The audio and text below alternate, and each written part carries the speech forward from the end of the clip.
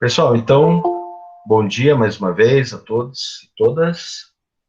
A gente vai continuar aí o nosso assunto. Hoje a gente vai praticamente encerrar, né, a questão, não totalmente, porque daí na próxima aula a gente vai falar das guerras, mas hoje praticamente a gente tenta encerrar ali a questão da independência do Brasil, tá? É, Primeiro ponto que eu queria trabalhar aqui com vocês, e na medida que eu for falando aí com vocês, se alguém tiver alguma questão, pode abrir o microfone e falar, tá? Porque daí eu não vou, talvez não consiga ver todos. Então, olha só, primeira questão, quando a gente está trabalhando independência, esses temas, assim, mais grandiosos, digamos assim, a gente precisa tentar entender qual é a mensagem que estão tentando nos passar. Tá? Eu tenho quase que certeza absoluta que quando a gente fala em independência do Brasil, para a maioria das pessoas, a imagem que vem é essa aqui, né? A imagem do quadro da independência de Dom Pedro, né, com uma espada na mão, né, a cavalo ali e dando o famoso grito do Ipiranga, né? Essa imagem ela é clássica.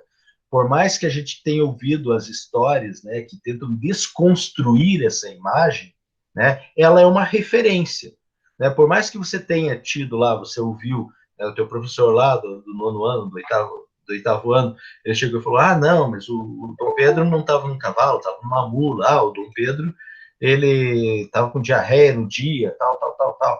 Beleza? A gente tem essas informações a mais. No entanto, elas partem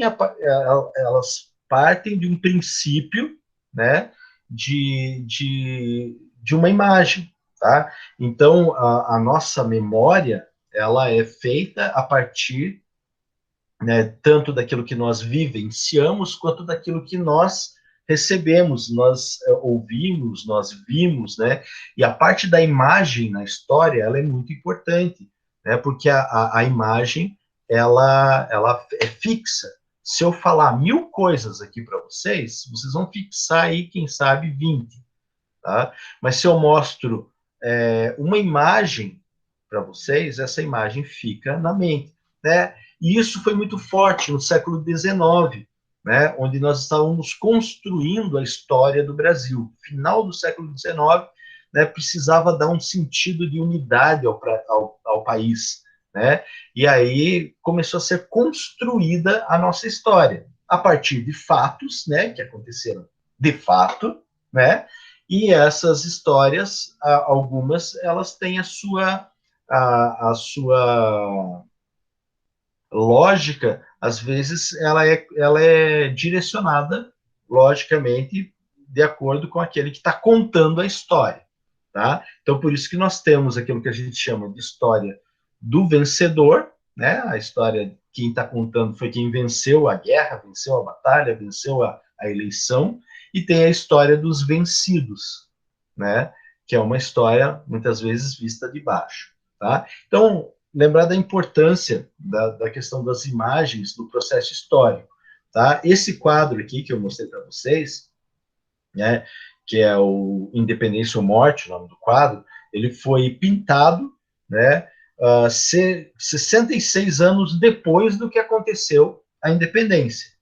Tá? O pintor Pedro Américo era um pintor brasileiro, foi chamado por Dom Pedro II, filho de Dom Pedro I, né, lá em 1888, ou seja, um ano antes de acabar o Império no Brasil, um ano antes da proclamação da República, né, ou seja, as coisas estavam feias para o lado do Dom Pedro II, né, ele estava vendo, ele estava perdendo poder, perdendo influência, né? E ele contrata esse pintor, olha, vamos fazer um quadro, e o Pedro Américo pinta esse quadro aqui que vocês estão vendo aqui na tela, né? Ele é pintado numa parede enorme, está no Museu do Ipiranga, em São Paulo, né? Não sei se alguém teve a oportunidade de ver, eu fui visitar em 2007, se não me engano, 2008, é uma obra assim, gigantesca, assim, uma parede enorme, né, do museu, por isso que ele tem essa aparência meio fosca, né, que vocês estão vendo aqui. Aí o Museu do Ipiranga, ele passou por reformas, né? Acho que a partir de 2008, 2009, e está fechado até hoje, porque não tem verbas para abrir, tá? Mas essa foi a reprodução da ideia do grito de independência às margens do rio Ipiranga, tá? Ele não é o único, não é a única referência que a gente tem sobre a independência, né? Esse aqui também é outro quadro famoso, que foi feito anos antes do outro quadro, né, do Pedro Américo. Esse aqui é de um francês chamado Morot, tá? Que mostra aqui também um aspecto um pouco diferenciado. Né? Qual seria a diferença básica entre esses quadros? Né? Enquanto esse aqui, deixa eu colocar aqui a ponteirinha, senão não dá para ver o que eu estou mostrando.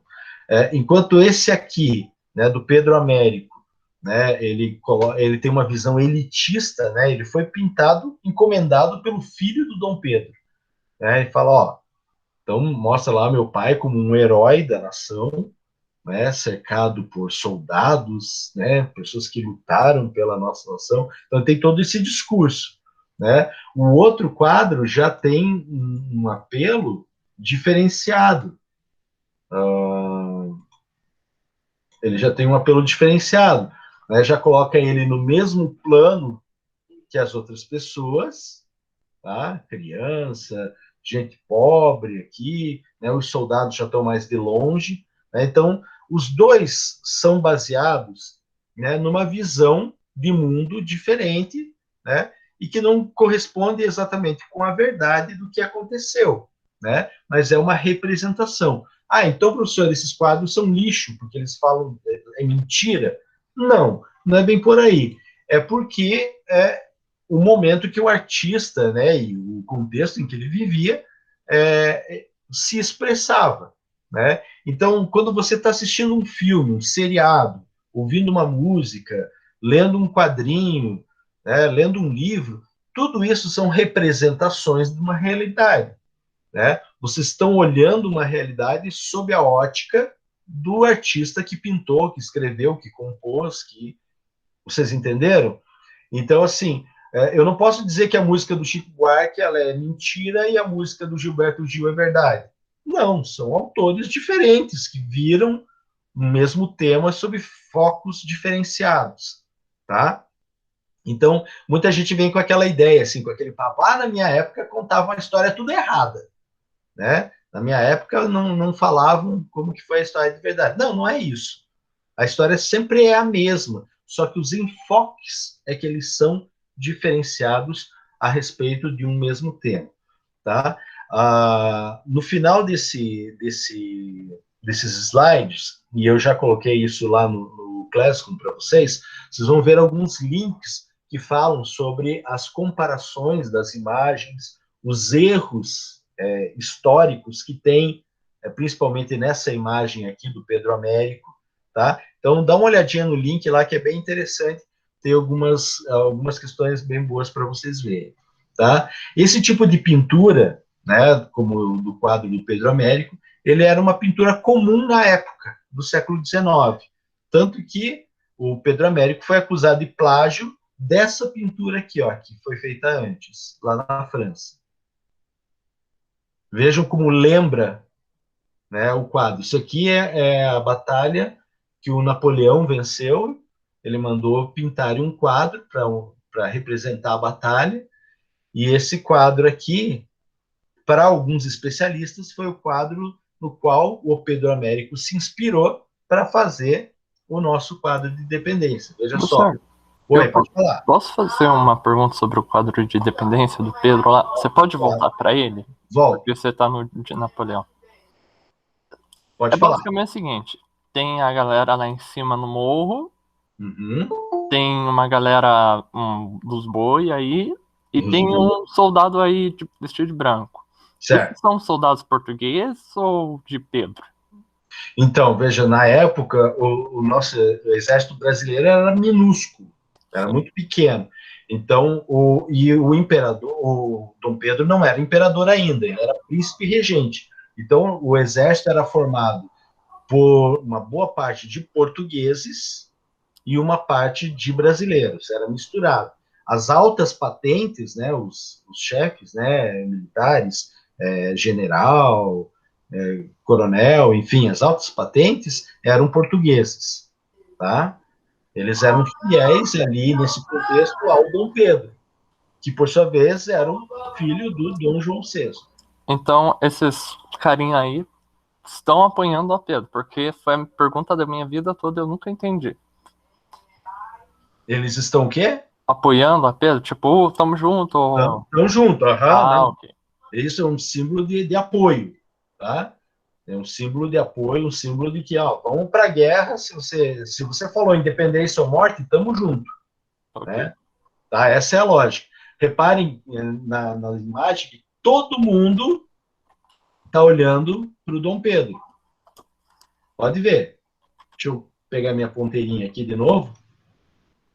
Ó, as pessoas do povo, né, que estão à margem, isso é significativo, né? Os trabalhadores, o povo pobre está à margem, está fora, né? Os soldados, né, que fazem parte do movimento, todo mundo olhando para o Dom Pedro, menos esse carinha aqui. Olha esse perdido aqui. Estão vendo que ele está olhando para frente?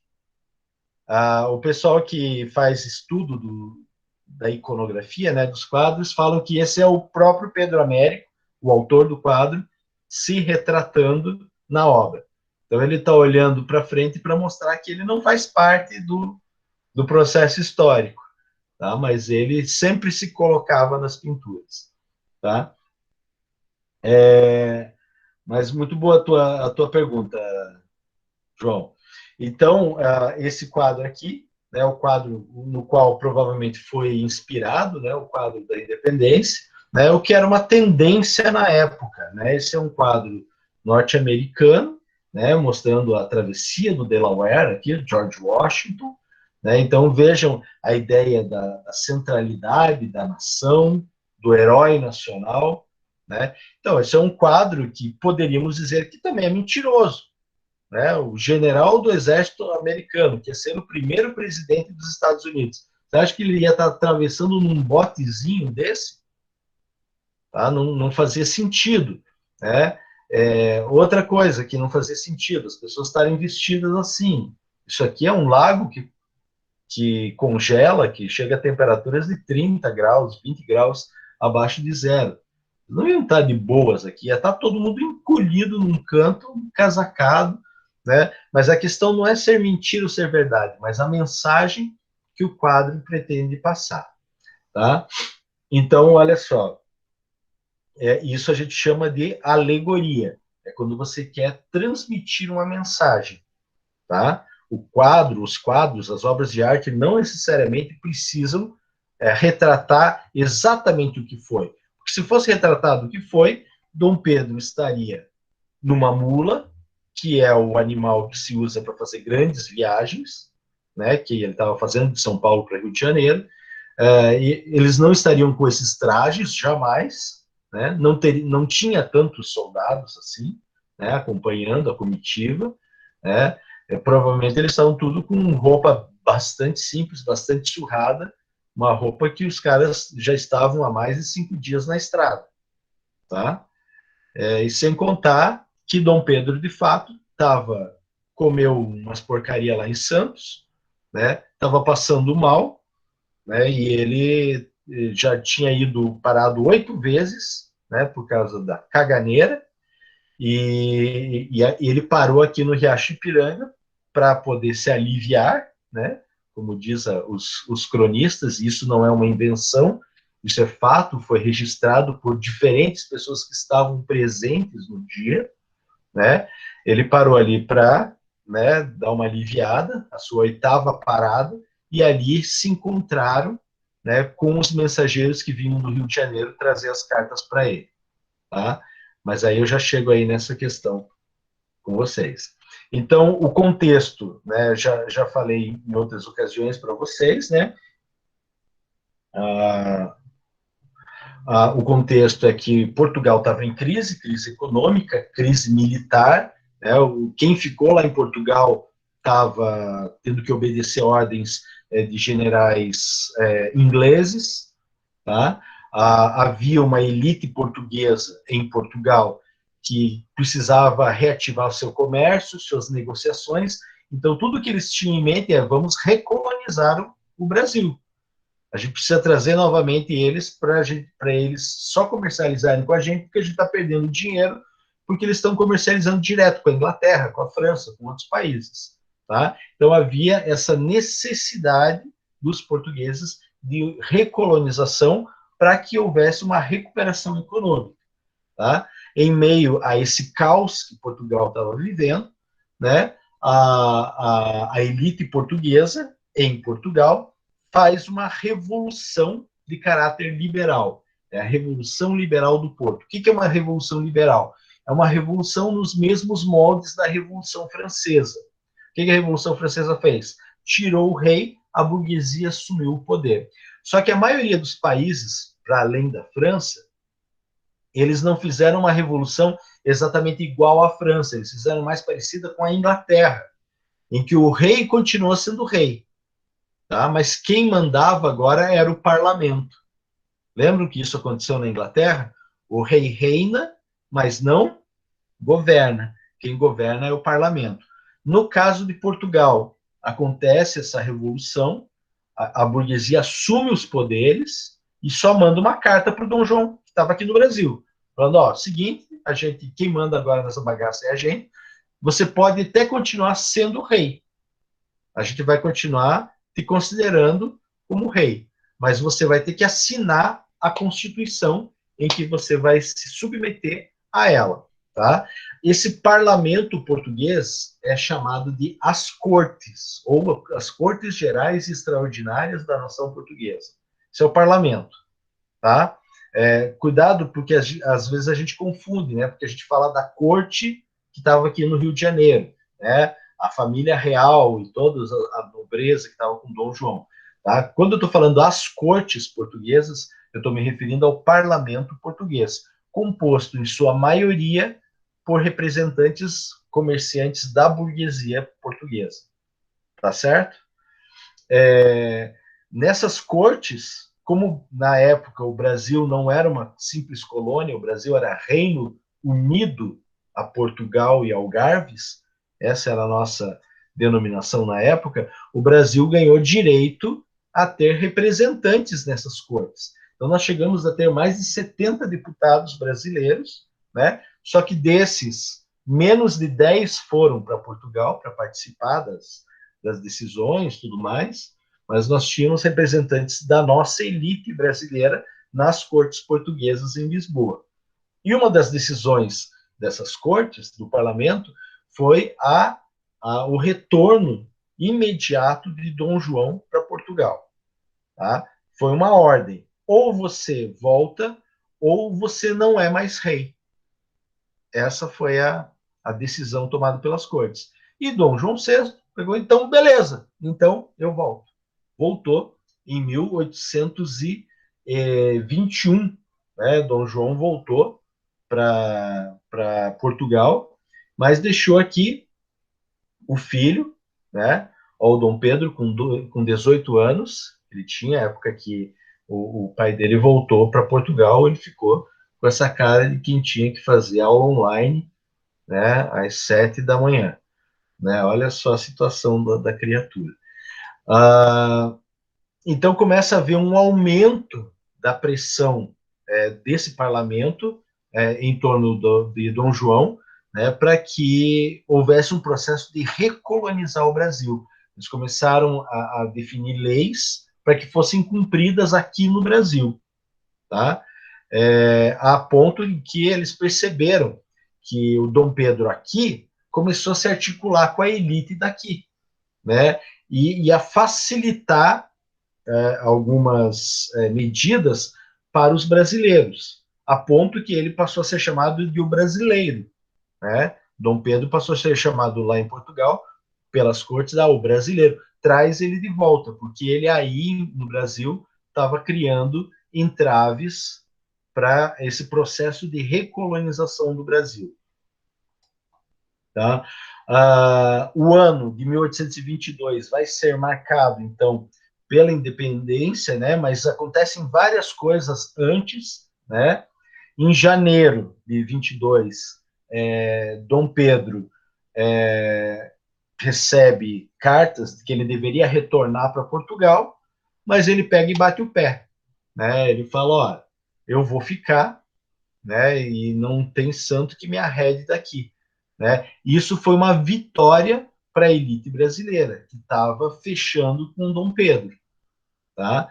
Então havia uma tentativa de Portugal, das cortes, reduzirem os poderes do Dom Pedro aqui, né? E por sua vez havia uma pressão da nossa elite brasileira para que Dom Pedro conduzisse esse processo de independência, tá? Aí você vai falar, mas o pai dele?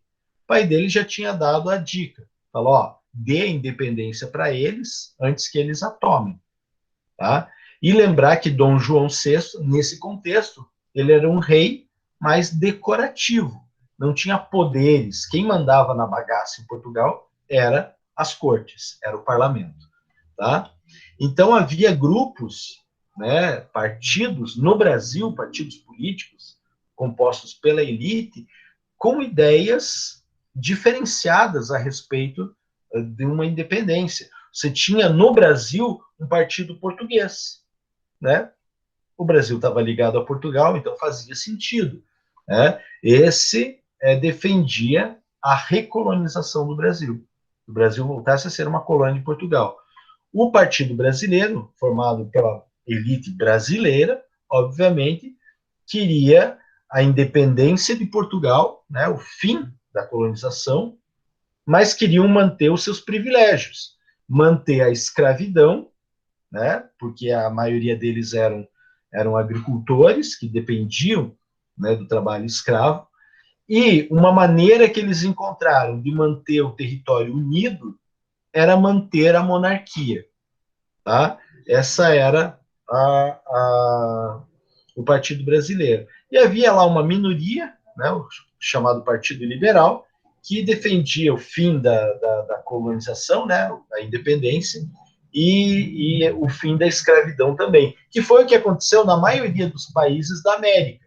Tirando o Brasil, tirando os Estados Unidos, os outros países conseguiram sua independência através de guerra, né? E o primeiro passo a ser feito nesse país foi abolir a escravidão, né? Criar um regime republicano e abolir a escravidão. O Brasil foi na contramão, né? O Brasil manteve a monarquia, manteve o filho do rei de Portugal como príncipe, como imperador, e ainda manteve a escravidão para agradar aquela elite brasileira, tá? Estados Unidos, a única diferença é que eles se tornaram uma república, mas também mantiveram a escravidão, tanto que ela vai ser só resolvida lá na metade do século XIX. Tá? Em maio, né, de 22, a pressão aumenta, né, sobre Dom Pedro, e aí ele decreta o famoso cumpra-se, né, que determinava que toda a ordem vinda de Portugal só teria valor no Brasil se ele dissesse cumpra-se, se ele aprovasse aquela lei, né? E ele vai além, ele coloca o seguinte: todo soldado, aqui sim começa a mudar, João, aqui começa a mudar a coisa. Todo soldado português em território brasileiro passa a ser considerado um inimigo, tá? Então eles poderiam ser presos, né? Porque o clima, a tensão pela independência já estava acontecendo, tá? Durante todo o ano, tá? Ocorreram algumas tensões, né, em diferentes regiões do Brasil, em diferentes províncias. Foi o caso de São Paulo, a ponto que Dom Pedro teve que, em agosto, resolver um problema político em São Paulo.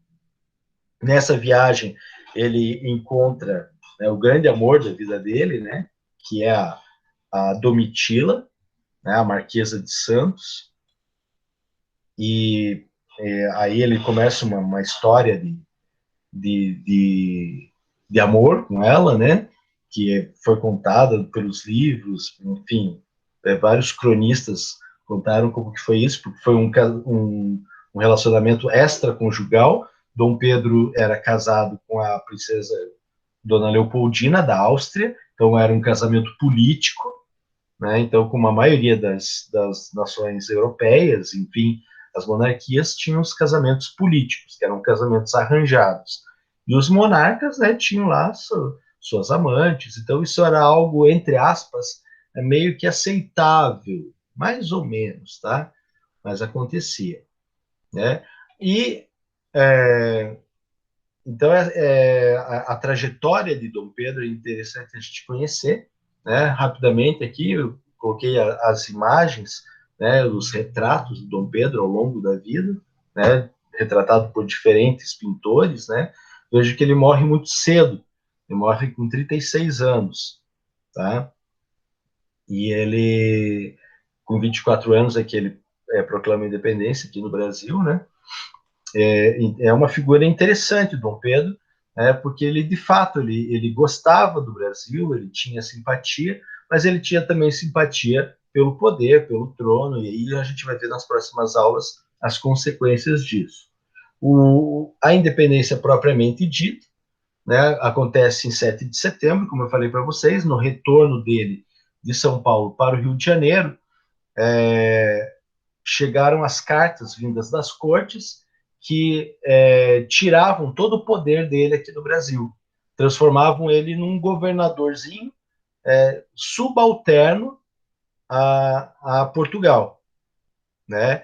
E aí é uma carta bem autoritária, né, vinda de Portugal, e que ela chega, né, no Rio de Janeiro, bem quando ele estava fora. Então a dona Leopoldina, esposa dele, recebe essas cartas, com essas ordens, né, vindas de Portugal, e ela fala, não dá para esperar ele chegar, ele vai ter que receber esse comunicado quanto antes. Aí ela manda mensageiros encontrarem ele no caminho para que ele recebesse e tomasse uma atitude. Inclusive ela manda uma carta, né, junto, falando, olha, a hora é agora, Pedro. Ou você proclama a independência ou nunca mais a gente consegue se libertar aí de Portugal. E foi o que aconteceu, né, o contexto ali da independência, né, tem até aqui a frase, né, que os cronistas da época, que estavam juntos com a comitiva do Dom Pedro, né, escreveram, que foi a frase que ele mandou cunhar, né? As cortes querem mesmo escravizar o Brasil, cumpre, portanto, declarar já a nossa independência. Neste momento, estamos definitivamente separados de Portugal. Depois de sua morte, seja nossa divisa. Tá? Se ele ergueu a espada, se ele subiu na mula, se ele, né, isso tudo a gente não sabe, né? Mas que de fato ele mandou promulgar essa frase, isso ele mandou um desafio direto a Portugal, e aí a gente entra no processo no processo não, finaliza o processo de independência. O Brasil conseguiu independência já em seguida? Não, tá? Porque para um país ser considerado um país independente, tem que ter o reconhecimento de outros, inclusive da sua metrópole, tá? E isso só vai acontecer em 1825, tá? Até lá vão haver batalhas importantes no território brasileiro, daqueles que são favoráveis, aliados a Portugal, contra, obviamente, os brasileiros que queriam expulsar as tropas portuguesas daqui. Tá? Então, nesse processo, né, de instauração do primeiro reinado, né, vamos ter aí algumas guerras em prol da independência. Tá? No final aqui dos slides, depois vocês podem conferir aí alguns links que são interessantes, que falam sobre esse contexto. Beleza, gente? Então, acho que a nossa aula de hoje é isso. Peguem o material que eu postei para vocês lá no Classroom, né? Dá uma olhadinha nisso daí. E na próxima aula, então, daí eu já vou trazer os resultados aí da primeira avaliação, para ver quem vai precisar fazer recuperação ou tal, ou não. Tá? Essa semana que eu vou trabalhar aí com as avaliações de vocês. Tá bom? Eu não sei se eu liguei aqui Coloquem só a presença antes de vocês saírem, por gentileza.